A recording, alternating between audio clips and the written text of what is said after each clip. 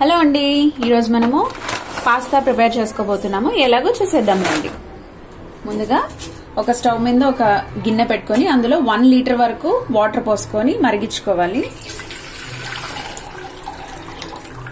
ఇప్పుడు ఇందులోకి 1 tea spoon వరకు సాల్ట్ యాడ్ చేసుకుంటున్నాము.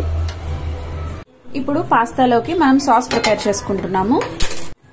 ముందుగా 2 టేబుల్ స్పూన్ వరకు ఆయిల్ వేసుకుందాము. ఆయిల్ కొంచెం హీట్ అవనిద్దాము.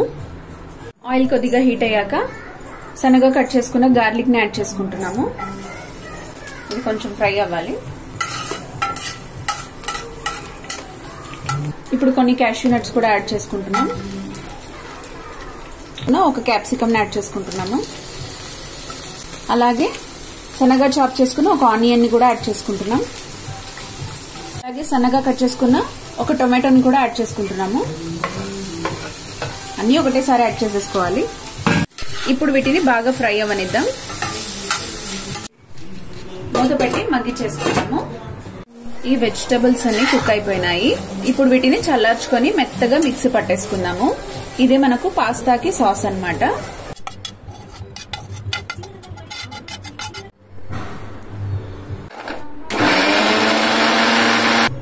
ఈ విధంగా మెత్తగా మిక్సీ పట్టేసుకున్నాం సాస్ ని. ఇప్పుడు ప్రాసెస్ లోకి వెళ్ళిపోదాం.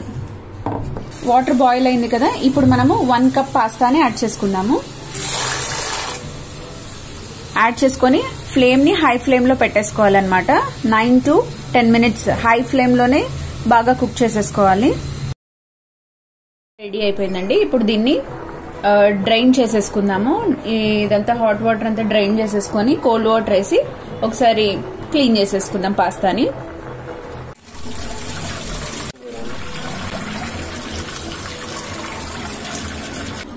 ఇప్పుడు మనం ఈ పాస్తాలోకి కోల్డ్ వాటర్ వేసేసుకుందాము.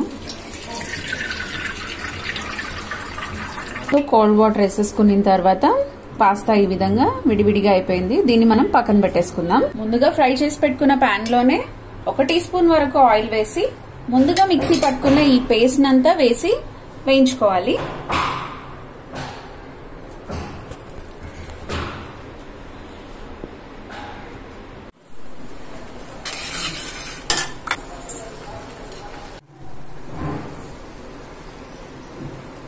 కొద్దిగా పెప్పర్,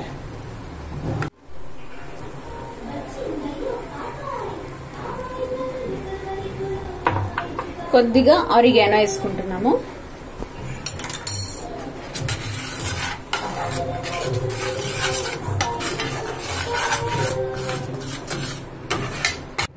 ఇప్పుడు ఇందులోకి ముందుగా డ్రైన్ చేసి పక్కన పెట్టుకున్న పాస్తాని యాడ్ చేసేసుకుంటున్నాం.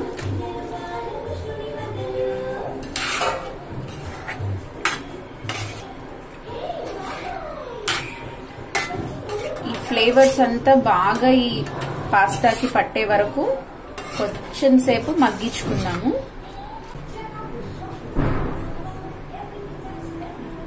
మనం చీజ్ వేసేసుకుందాము.